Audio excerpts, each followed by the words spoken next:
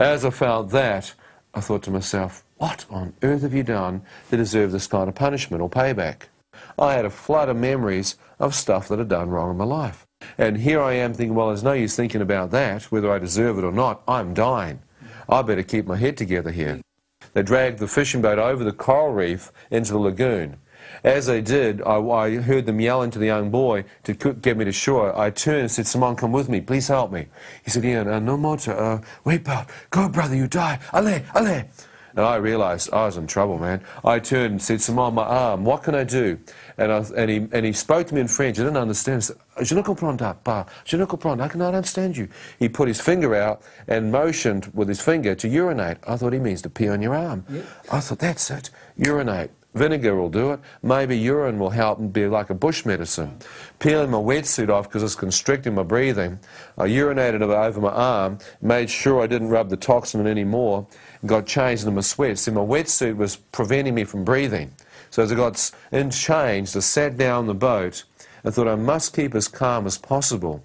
I thought if my heart beats too quickly, the adrenaline rush will pump the toxin, hit my vital organs, I'm gone. So I'm a lifeguard, so I know what's going down.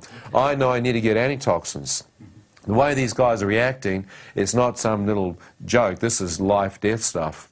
As the young boy's pulling me through the lagoon, I'm sitting there as calm as possible, but I feel the poison move into my kidneys, like someone stuck their fist into my back, as the poison continued to move down the right-hand side of my body. Tinges of it are coming through into my eyes, and I'm having difficulty seeing. It's getting blurry as I'm looking at the beach. I thought, man, this is deadly stuff. As I hit the beach, the young boy motions for me to get out. I take one step forward, and my right leg crumples underneath me as I collapse into the bottom of the boat. As I hit the bottom, I realize the poison has already numbed or paralyzed the right-hand side of my body. The young kid says, put the arm around my neck, so I do that, grab my right arm, which is paralyzed, and hang on to him, and this young kid does an amazing feat, only a small kid, carried me up across the sandy beach, which is really hard, up through the houses and the bungalows and the palm trees, up onto the main road. As he got me there, he turned and yelled in French that he wanted to go and help get his brothers, that he's afraid. He said, mon frère, sur la plage. And I realized he was afraid that his brothers would be killed. And so the kid panicked. I said, no, ambulance, gendarme, you know what I mean? Please. And the kid took off. As I sat there on the road, the poison hit me, and I started to feel very weak and tired. And I had no idea that this particular poison often kills within 10 or 15 minutes. This particular jellyfish usually takes adults down within 10 or 15 minutes. What generally happens is that they fall into a coma, never come out of it. Here I am, finding myself very tired and very sleepy. I just lay down on the ground, thinking that I'm just holding it together. As I do, I feel my eyes beginning to shut, and as my eyes begin to close, I hear a voice speak to me. It says, son, if you close your eyes, you shall never awake again. I thought, what? Who said that? As I looked to my right, I expected to see a man standing next to me, but there was no one there. I thought, that's bizarre. I just heard a man speak to me. I looked around, there's no one there. And just to set your mind at rest, you know, we're not used to hearing voices. They're talking to you out of the middle of nowhere. They have your straitjacket in a padded cell, bounce around like a ping pong ball, you know what I mean? So I am lying there hearing a voice speak to me, but there's no one there. I thought, what did the voice say? Close your eyes, you'll never awake again? I thought, that means death. You idiot? That would have been a coma. That's not sleep. That's comatized, certain death. I look at it now, in hindsight, had I not heard that voice, I know I'd have closed my eyes and that'll been it. I'd have died. I'd have been like most of the other people in Australia that have been killed by this thing, slip into a coma, never come out. Within 10 minutes, they're dead. And I was in peak condition. I hadn't eaten meat for years. I was a veggie. And I mean, I was in top condition, not an ounce of fat on me. But this poison was taking me down. And I thought, I've heard that voice, whatever it is, it says you're going to die. So I stood up, fought off the death that was coming on me as best I could, and found my left leg was still strong enough to support my weight. I used my right leg as a crutch, and put my weight onto the left-hand side of my body and hobble down the road looking for help. All the lights are out. There's a deserted part of the island anyhow. All these big homes, but the French don't come down except in the summer, you see. And this is May. There's no one there yet. As I moved down, I could see a small petrol station, Celtic station.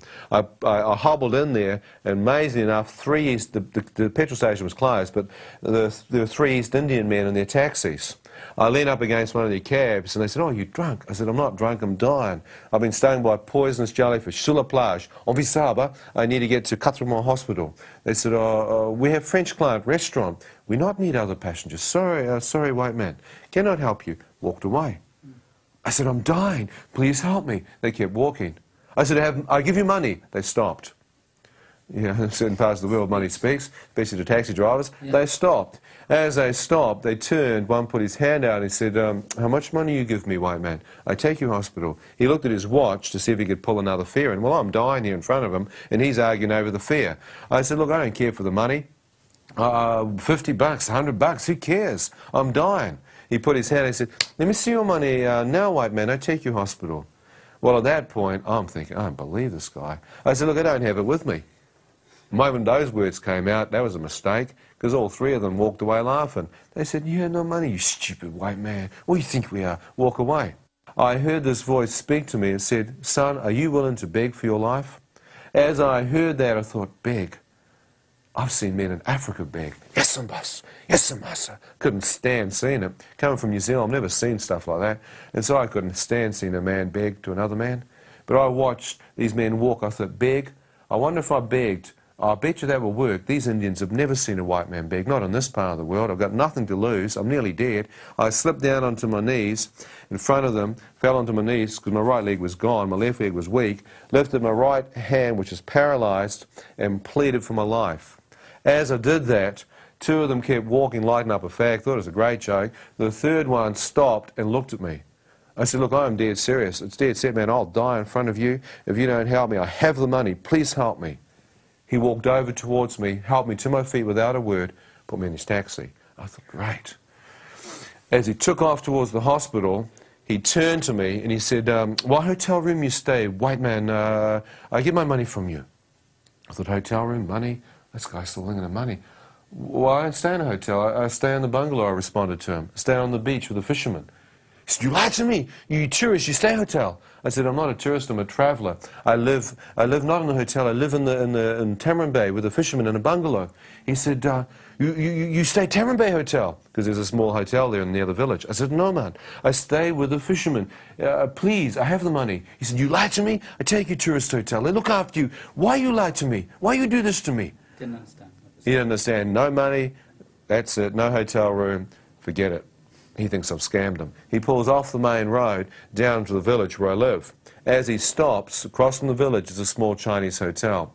He stops and said, "You get out now." I said, okay, getting out, man. Stop hassling me. I have the money, please, huh? He said, and I try to get out. As I try to move, the left leg, I found to my horror, was now paralyzed also. The toxin had taken my entire lower trunk out. I turned and said, "My legs are gone, man. Please help me, huh? I have the money." He said, "You get out now." I said, "I can't, my legs are gone." He took my safety belt off, opened the passenger door, and just shoved me out, eh? As I flew out the door, I couldn't believe what was happening. But I looked up to see that when I hit the ground, my legs didn't make it. My feet were still caught in the door sill of the passenger side of his taxi. He couldn't close the door. I watched him lean over from the driver's seat, shove my feet out, and look at me in the face in disgust, close the door and drive off. I thought, I don't believe it. Why on earth would a man do that? For $50, man. All he has to do is another 5-10 minutes up the hill and I'm in the hospital. As he took off, I lay there and thought, I don't want to live on this miserable planet. If that's how fellow man treats fellow man for 50 miserable bucks, I'm not afraid to die. If it's my time to die now, if my number's up, do yourself a favour, son, and die here. I'm sick of this place. Now I lay there thinking that's it. But as I lay there, one of the security guards in the hotel must have seen the taxi. So he ran out, shone his torch around the car park to see if there's any tourists coming late from the airport. Here I was on the ground in a crumpled heap. As he ran over, I heard the voice of a fisherman, one of the fishermen. I thought, that's Danielle.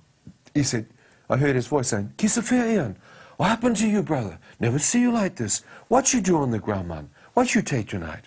He thought I was drunk or stoned or something. And so he ran over, and he's my drinking buddy from the village. I didn't realise he was security guard, you see. Did a bit of extra money on the side, you know. And so